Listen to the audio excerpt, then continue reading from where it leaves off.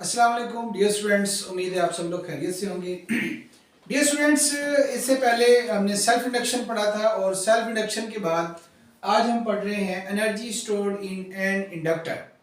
तो हम next topic की तरफ चलते हैं, लेकिन उससे पहले आपसे गुजारिश है कि हमारे चैनल को सब्सक्राइब करें ताकि हमारे रेगुलर नोटिफिकेशंस आपको मिलते रहें। तो चलते हैं हमारे नेक्स्ट टॉपिक की तरफ, energy stored in an inductor. Dear students, इससे पहले आपने पढ़ा था energy stored in a capacitor. आपने देखा कि कैपेसिटर के अंदर कैपेसिटर की इलेक्ट्रिक फील्ड में एनर्जी स्टोर होती है। तो अगर हम कैपेसिटर में एनर्जी स्टोर करते हैं तो वो एनर्जी कैपेसिटर की इलेक्ट्रिक फील्ड में स्टोर होती है। तो आज के इस टॉपिक में हमने देखना ये है कि एनर्जी जो है इंडक्टर में कैसे स्टोर होगी और कहाँ एनर्जी स्टोर होगी। सबसे पहले हम इसकी डेफिनेशन करते हैं। सो वर्क डन, डेफिनेशन के अंदर डेफिनेशन इसकी करते हैं सिंपल सी। So work done by the battery, work done by the battery to move charge, work done by the battery to move charge against induce EMF, induce EMF, self induce EMF। तो dear student, हमने ये पढ़ा था कि जब भी किसी conductor में से करंट फ्लो करता है उसमें EMF इंड्यूस होता है और वो induce EMF rate of change of current को अपोज करता है। अब हमने देखा कि बैटरी की मदद से हम वर्क करेंगे। वर्क किस पर करना पड़ेगा? हमें चार्ज पर वर्क करना पड़ेगा। चार्ज को उस बैक EMF या इंड्यूस EMF की होते हुए भी हमें चार्ज को मूव करवाना पड़ेगा। तो बैटरी की मदद से जितना वर्क होगा उतनी ही उसमें एनर्जी स्टोर हो जाएगी। So work done by battery to move charge against induce EMF is stored as energy, is stored as energy। ये हो गया आपके पास called energy stored in an inductor, energy store in an inductor. तो ये आ गया आपके पास energy store in an inductor. अब इसी तरह से हम एक इंडक्टर कंसीडर करते हैं। ये हमारे पास एक इंडक्टर आ गया। अब इस इंडक्टर को हमने एक स्विच और एक बैटरी के साथ कनेक्ट कर दिया। ये हमने इसको बैटरी के साथ कनेक्ट कर दिया। तो शुरू में जैसे ही आप स्विच ऑन करेंगे तो स्विच ऑन करने से क्या होगा, ये ही कॉइल आपके पास करंट कैरिंग कॉइल बन जाएगी। ये कॉइल क्या बन जाएगी? आपके पास करंट कैरिंग कॉइल बन जाएगी। और करंट जो है स्विच ऑन करने के बाद करंट अपनी मिनिमम से, अगर ये आपके पास बैटरी जिसका पोटेंशियल V है, तो करंट अपनी मिनिमम से मैक्सिमम वैल्यू की तरफ जाएगा। जब करंट अपनी मिनिमम से मैक्सिमम वैल्यू की तरफ जाएगा तो rate of change of current होगा और उसी की वजह से EMF इंड्यूस होगा, जिसे हमने बैक EMF का नाम दिया था। तो जब करंट अपनी मिनिमम से मैक्सिमम वैल्यू में जाएगा स्विच ऑन करने के बाद, तो फिर EMF होगा और हमें उसी EMF के अगेंस्ट वर्क करना पड़ेगा। हमने पढ़ा है जो आपके पास वर्क का रिलेशन है वो डेल Q इंटू E। वैसे तो हम पढ़ते हैं ना ये डेल Q इंटू V, तो V की बजाय अब आपके पास ये उस इंडक्टर के अंदर जो सेल्फ इंड्यूस EMF है ये होगा। तो अब यहां पर हम लिखते हैं W is equal to del Q और self induce EMF self induction में हमने पढ़ा था ये है L del I by del T। तो लिखते हैं W is equal to del Q और इस EL की बजाय हम लिखेंगे L del I by del T, rate of change of current. थोड़ी सी इसमें सेटिंग करते हैं। इस L को स्टार्ट में लिखते हैं, शुरू में लिख देते हैं, और del I del Q by del T को इकट्ठा लिख देते हैं और डेल I को हम अलग कर देते हैं और इसे इक्वेशन 1 का नाम दे देते हैं। ओके जी। अब ये जो बच्चों आपके पास del Q by del T, ये हमारे पास क्या है? ये हमारे पास है rate of flow of charges. ये हमारे पास क्या है? Rate of flow of charges. तो टोटल टाइम के अंदर तो ये बनता है आपके पास एवरेज करंट। ये हमारे पास क्या बनता है? Average current. तो एवरेज कैसे निकालते हैं? अगर यहां पर आपके पास दो वैल्यूज हैं, 0 और दूसरी वैल्यू है आई। तो एवरेज कैसे निकालेंगे, दोनों को जमा करेंगे और 2 पे तकसीम कर देंगे। तो 0 प्लस आई डिवाइडेड बाय 2, तो ये आपके पास del Q by del T, ये हमारे पास बराबर आ जाएगा आई बाय 2। दूसरा आपके पास डेल आई है, ये हमने del Q by del T जो है ये फाइंड कर लिया। दूसरा आपके पास डेल आई है, तो डेल आई क्या है, ये है आपके पास change in current. Del I क्या है आपके पास, चेंज इन करंट। तो चेंज कैसे फाइंड करेंगे, फाइनल माइनस इनिशियल। तो फाइनल आपके पास आई है, इनिशियल आपके पास 0 है, तो चेंज इन करंट आई भी आपके पास किसके बराबर आ गया, आई के बराबर। अब आपने del Q by del T और डेल आई की वैल्यू आपने कैलकुलेट कर ली।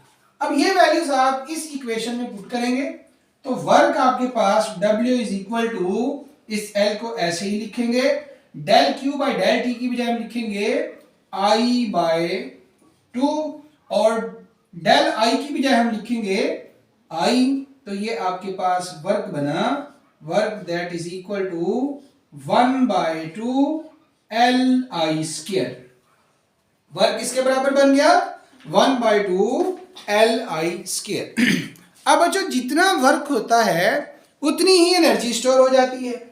इसका मतलब जितना वर्क हुआ है उतनी ही एनर्जी स्टोर होगी। तो यहां पर हम कहते हैं work is stored as energy. एक छोटी सी स्टेटमेंट देते हैं, work done is store as energy. तो जितना वर्क किया उतनी एनर्जी स्टोर होगी।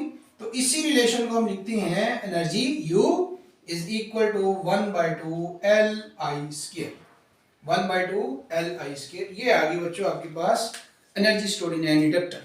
अब अगली जो हमारा सवाल है वो ये है कि ये एनर्जी कहाँ स्टोर हुई है। क्या ये इंडक्टर की वायर में स्टोर हुई है, क्या इंडक्टर की मैग्नेटिक फील्ड में स्टोर हुई है, या इंडक्टर की जो जिसमें करंट फ्लो कर रहा है वायर में से, तो क्या उस वायर के अंदर मैग्नेटिक फील्ड स्टोर हुई है। तो अब देखना ये है कि ये मैग्नेटिक जो ये एनर्जी जो है स्टोर कहाँ होती है। डियर स्टूडेंट, हम जानते हैं कि n phi is equal to L I. n phi किसके बराबर होता है, L आई के। अब यहां पर आपको इस इंडक्टर L और करंट I इन दोनों की वैल्यू आपको चाहिए। तो n phi is equal to L I, यहां से L की वैल्यू निकालें तो L is equal to n phi divided by I। तो n phi divided by I। अब ये जो फाई है ये किसके बराबर है, ये जो आपके पास फाई है ये किसके बराबर है, मैक्सिमम फ्लक्स, ये बी ए के बराबर होता है। तो मैक्सिमम फ्लक्स बी ए के बराबर इधर लिखते हैं L is equal to n, maximum flux की बजाय लिखेंगे हम B A divided by I। बच्चों एम्पियर्स लॉ के मुताबिक मैग्नेटिक फील्ड B ये बराबर होती है म्यू नॉट एन आई। किसके बराबर होती है, म्यू नॉट एन आई। तो B की बजाय हम ये लिखेंगे, तो L is equal to n mu naught N I into A divided by I। तो इस I से ये I कैंसिल हो गया और आपके पास जो L की वैल्यू आई है वो आई है n mu naught small n into I, mu naught small n into आई।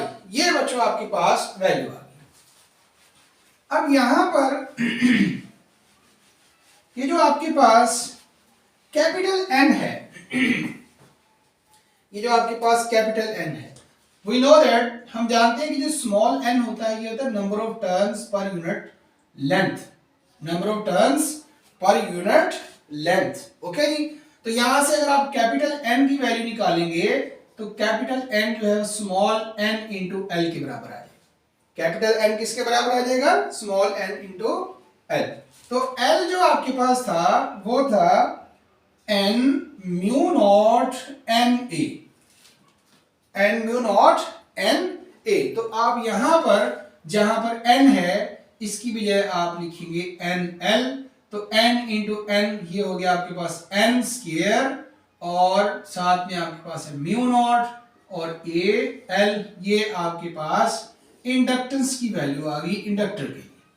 तो इंडक्टेंस की जो वैल्यू है आपके पास वो आ गई आपके पास अब दूसरा बच्चों करंट की चाहिए है, उसी तरह से using Ampere's law, using Ampere's law, तो अम्पेयर्स लॉ के मुताबिक B किसके बराबर है, B is equal to mu naught N I. तो यहां से अगर आप I की वैल्यू निकालेंगे तो ये हो जाएगी mu B over mu naught into N. ये आपके पास I की वैल्यू आ गई, लेकिन हमें यहां पर I स्क्वायर चाहिए है। हमें क्या चाहिए है, हमें तो यहां पर I स्क्वायर चाहिए है, तो हम इसका स्क्वायर ले लेते हैं। तो I स्क्वायर किसके बराबर हो जाएगा, ये बराबर हो जाएगा B square over mu naught square N square, mu naught square N square. अब बच्चों ये दोनों वैल्यूज, इस इंडक्टेंस की वैल्यू और I स्क्वायर करंट के स्क्वायर की जो वैल्यू है, इसको हम इस इक्वेशन के अंदर पुट करेंगे। देन तो आपके पास देन जो एनर्जी है that is equal to 1/2 L की बजाय लिखेंगे n square mu naught A L, और I स्क्वायर की बजाय लिखेंगे B square over mu naught square N square. तो n स्क्वायर से n स्क्वायर कैंसिल हो गया, एक हमारे पास म्यू नॉट कैंसिल एक हमारे पास म्यू नॉट कैंसिल हो गया। तो एनर्जी जो है दैट इज इक्वल टू 1/2, इसको लिखते हैं B square divided by mu naught into A N. तो ये बच्चों हमारे पास पोटेंशियल एनर्जी आ गई। इसका मतलब ये हुआ कि हमारे पास जो इंडक्टर है, हमारे पास जो इंडक्टर है जिसको आपने एक स्विच और बैटरी से जोड़ दिया था, तो इंडक्टर में से जब करंट गुजरेगा, इंडक्टर जब करंट कैरिंग कंडक्टर बनेगा, तो क्या होगा, इंडक्टर में मौजूद इसका जो वॉल्यूम है इंडक्टर AL, इसका volume inside volume mu naught inside इस कॉइल के अंदर का मीडियम। तो बच्चों इस हिसाब से हमें ये समझ आई है कि एनर्जी कहां पर स्टोर हो रही है, मैग्नेटिक फील्ड में। एनर्जी कहां स्टोर हो रही है, मैग्नेटिक फील्ड में। तो हेंस यहां से हमें एक बात समझ में आई, energy stored in the magnetic field of inductor. Energy कहां स्टोर हो रही है, इंडक्टर की मैग्नेटिक फील्ड में। So energy stored in the magnetic field of inductor. तो मैग्नेटिक फील्ड ऑफ इंडक्टर के अंदर एनर्जी स्टोर हो रही है। उस एनर्जी का रिलेशन 1/2 B स्क्वायर और म्यू नॉट इंटू AL, ये आपके पास है। ये जो आपके पास एरिया मल्टीप्लाई बाय लेंथ, ये आपके पास है वॉल्यूम ऑफ इंडक्टर। ये हमारे पास क्या है, वॉल्यूम ऑफ इंडक्टर। यहां पर हम इस एनर्जी डेंसिटी फाइंड करते हैं, एनर्जी डेंसिटी। तो एनर्जी डेंसिटी किसके बराबर होता है, ये होता है energy per unit volume, energy per unit volume. अगर हमने एनर्जी डेंसिटी निकालनी है, एनर्जी को वॉल्यूम पे डिवाइड कर देंगे, एनर्जी डेंसिटी आ जाएगी। तो एनर्जी का हमारे पास रिलेशन है 1/2 B square over mu naught into AL, और वॉल्यूम किसके बराबर है, वॉल्यूम भी हमें AL के बराबर है। तो AL से AL कैंसिल होगा, और एनर्जी डेंसिटी जो है, energy density that is equal to 1/2 B square over mu naught. इसका मतलब ये हुआ कि जो एनर्जी डेंसिटी है, energy density is directly proportional to square of magnetic field, inversely proportional to medium.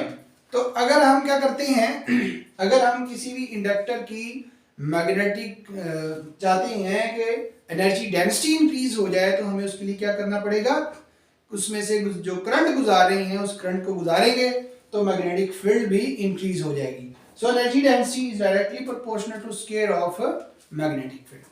तो डियर स्टूडेंट्स, आज के लिए इतना ही। इंशाल्लाह अगले टॉपिक के साथ आपसे दोबारा मुलाकात होगी। अल्लाह हाफिज।